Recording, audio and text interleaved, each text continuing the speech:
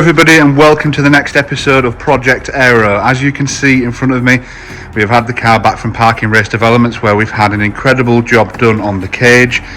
Some of the things to note, which we'll speak about further on, you can see that we've got the sequential shifter all sort of plumbed in, minus the box which is down there, which we'll speak about in a second.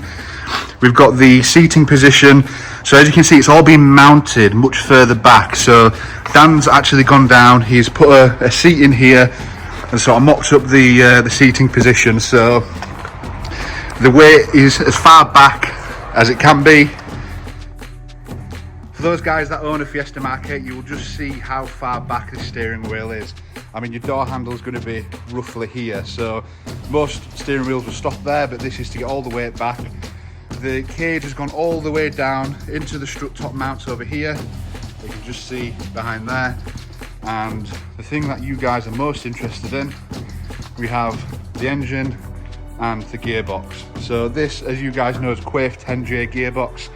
As you can see, the shifter is already in there and half ready to go. So the box isn't mated up, as you can see, but we're just getting preparation with this sorted before we put it all back together.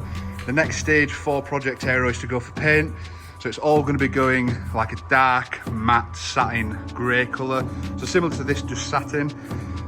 So once it's back, we'll have another walk around. It'll look a lot more finished at that point. I appreciate it looks very bare.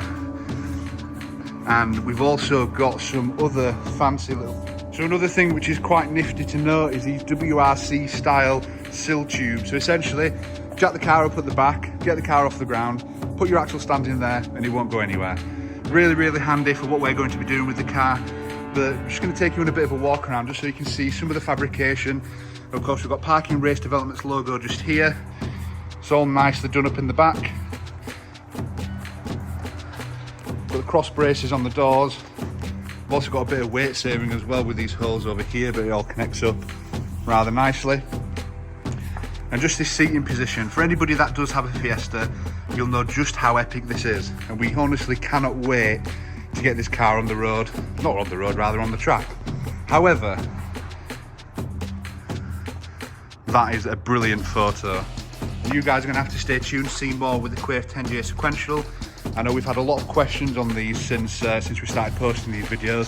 So keep up to date, keep an eye on our socials, and you'll see more from Project Aero. So as we take a look under the car, you can see that the chassis has been seam welded all the way along both sides of the chassis legs. You'll also see just the back of one of these WRC holes, which I mentioned earlier as well.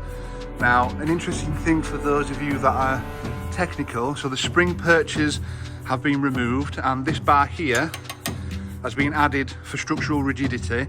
The reason why we've removed the spring perches, as you can see, there's no spring there, so the car is currently, when it's on the floor, sat so far down it's unbelievable.